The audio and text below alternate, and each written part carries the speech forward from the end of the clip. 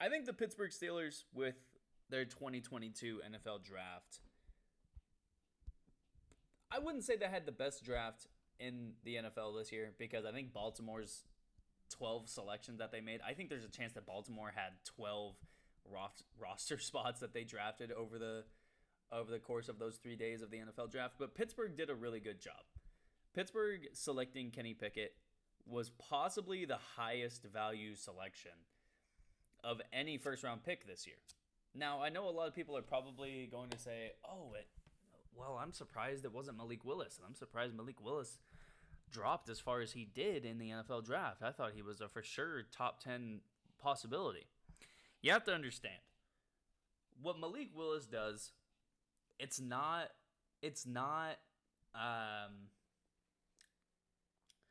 the plays that Malik Willis is able to make, those plays are not makeable in the NFL. And I'll just leave it at that. Kenny Pickett, on the other hand, has proved while he was at Pittsburgh against better competition that he could be a good quarterback. He could be a smart quarterback. He could be mobile enough. He could make enough throws. And he proved that he was never going to put his team and himself in a situation to be a negative for his team. And with all that being said, the situation is just better for Kenny Pickett to come in and learn and possibly, I'm not going to say redshirt because I think, by week 8, Mike Tomlin's going to look at Mitchell Trubisky and think, man, we don't need to play this guy. Let's just play the rookie. I'm not going to tell you right now that Kenny Pickett's going to win Rookie of the Year. I'm not going to tell you right now that Kenny Pickett's going to win multiple championships for the Pittsburgh Steelers. I'm not even going to sit here and tell you that Kenny Pickett is going to be the best quarterback from this draft class because I think there's a chance with how weak this year's class was with quarterbacks. I think Kenny Pickett is great, but this was a weak quarterback class. You're telling me that the third and fourth best quarterbacks in this class were Desmond Ridder, were Matt Corral, were whoever you want to name. This was a weak quarterback class. And we're going to understand that 3 or 4 years from now when possibly only 1 or 2 of these guys is still starting for the team that drafted them. Now, getting back to Pickett, I think there's a shot that Kenny Pickett for the Pittsburgh Steelers ends up being like what Justin Herbert was for the Oregon Ducks. For the LA Chargers, coming from the Oregon Ducks. I guess that's where my mind was going. But that is a difficult thing to place on somebody like Kenny Pickett if you're a fan of the Pittsburgh Steelers. Because here is the thing. Kenny Pickett's older than everybody else in this draft class. I think he is actually the oldest guy in this draft class, which is both a positive. I never count that as a negative because if people are going to be like, oh, well, he's the oldest guy in the class, so you get less years out of him. What, you get less years out of a guy when he's 38 or 39, he plays 15 seasons instead of 17? What the fuck does it matter? I think now, having a guy come into the league that old is such a positive because they're closer to getting to their peak. And they're more of an NFL-ready kind of guy. Now, it does depend on whether or not this guy's going to work in the offseason and, fit into the situation in Pittsburgh. I'm not discounting that. But what I am saying is it's easier for me to say that Kenny Pickett, a guy who's 24 years old, who had a really good season for the Pitt Panthers this year in college, it's a really good chance that Kenny Pickett ends up taking this Pittsburgh Steelers team to the playoffs and possibly even winning a game in the playoffs. Again, I'm not going to tell you he's going to win Super Bowls. I'm not going to tell you he's going to be Rookie of the Year. What I'm telling you is he has a really good chance to be the future for the Pittsburgh Steelers. And that's all you can really ask for if you're Pittsburgh and their fans, is we just want to have a shot at saying you're the future. Because, and this is true for any team when saying that, but for the Pittsburgh Steelers, when they've seen Big Ben go down with injuries, or when they've seen Mason Rudolph, I don't think they like that. They signed Mitchell Trubisky. I think they know Mitchell Trubisky is, at best, the backup quarterback for their team in terms of what it means for their franchise. And just like I've seen Charlie Batch play for this team. I've seen guys like Josh Johnson, Michael Vick, when he was 36, 35 years old, play for the Pittsburgh Steelers. They basically ran like the Navy triple option offense for a game with Michael Vick. This was a very good step in the right direction for the Pittsburgh Steelers. This was the best possible pick they could have made. It was probably the highest value pick of any first-round pick in this draft, like I said at the beginning. The one thing that has a chance to backfire, and I don't even think it's a chance of backfiring.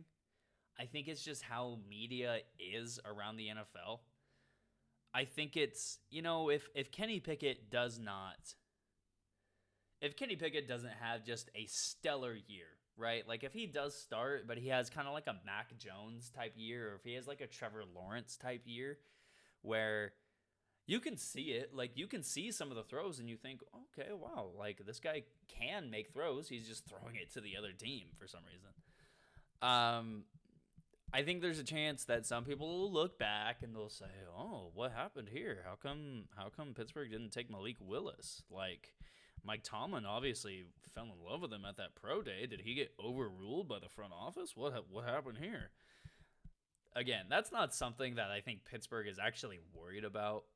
And that's not even something that their fans should be worried about. Pittsburgh's a really good team. The fact that they made the playoffs last year speaks volumes to their coaching staff, their defense, and the offensive skill positions players outside of Ben Roethlisberger. And you have to think, if you're the Pittsburgh Steelers, we're replacing a very, very out of his prime, washed up, done with football Ben Roethlisberger. We have an elite speed rusher, power rusher in general in TJ Watt. We've got a guy who's going to compete for the best running back in the world next year with Najee Harris, who is not only a great running back, he's a great option out of the backfield in the passing game. You've got an offensive line that is built well at this point. At this stage, they're built well. You want to make one or two more adjustments on the interior as well as at the tackle spot, but they are set up well for now. They've got a wide receiver group. Deontay Johnson, Chase Claypool, George Pickens, who they picked in the second round of the NFL draft, which he has possibly been the biggest meme of the NFL draft over the past 3 days with the video of him watching himself get drafted. Like, it's only him in the video, which is kind of weird. It's strange. And George Pickens, if you do actually ask me, George Pickens had some issues at Georgia. Throwing a guy into a wall, you can't do that. You can't do that. And guys are going to come after him because they know he has a reputation of being... I'll just call it how it is because this is how I see it. Guys are going to come after George Pickens because they know he's a little bit of a hothead. They know that they can try to get under his skin and they can try to get him tossed out of a game. Like, this is the NFL. Guys know your track record. They just know it. I still think George Pickens has a chance to be a really good player for this team, though. And I think Mike Tomlin is the perfect head coach for George Pickens because he's going to lay it down for George Pickens and tell him, listen, we'll cut your ass. If you're going to get suspended, if you're going to get fined, if you're going to give our team a bad rap, we'll cut your ass. So I think he's in a perfect situation as well. But getting this back to Kenny Pickett. And again, I hate doing this because it's like, oh, let's talk about quarterback. I'll just leave it with this. I think when you compare Kenny Pickett to the rest of the guys in the league now, and this is something I hate doing too because I hate when quarterbacks come into the NFL and it's like, wow, he's already a top 15 guy. Every quarterback that was drafted this year, they're unrankable because they have nothing that is on tape. They are unrankable. But when you compare him to guys that are kind of in that middle tier of quarterback. I'm talking guys like Ryan Tannehill. I'm talking guys like it would have been Ben Roethlisberger last year. I'm talking about guys like Kirk Cousins. I'm talking about guys like Teddy Bridgewater. I'm talking about guys like who else is in that category? I would consider Derek Carr in that category. I know I'm not on the same page as other people with that statement, but I would consider Derek Carr in that category of middle tier quarterbacks. You compare Kenny Pickett to those guys, I'd take Kenny Pickett. Again, the 24 years old thing, it's so overblown. It's so overblown. I think that just means he's going to be smarter coming into the NFL because he's seen more. He's been out of high school for 6 years now, and he's had collegiate experience for 6 years. I'll take that any day. I'll take that. Again, it's not going to be a Super Bowl now. And the things that we were saying about Justin Herbert coming out of college, I hate to pat myself on the back, but, I mean, I called him the most successful. He was going to be the most successful quarterback coming out of that draft. I was right, but he still hasn't made the playoffs. So what I say now about Kenny Pickett, I think he's going to be one of the more successful players out of this draft. But you have to understand that this is going to come with some growing pains if you're the Pittsburgh Steelers. It's going to come with a moment late in the season where they need a touchdown, and it ends up being an interception or a sack fumble, or there's going to be a moment where you need Kenny Pickett to step up and there's a step back or there's a setback.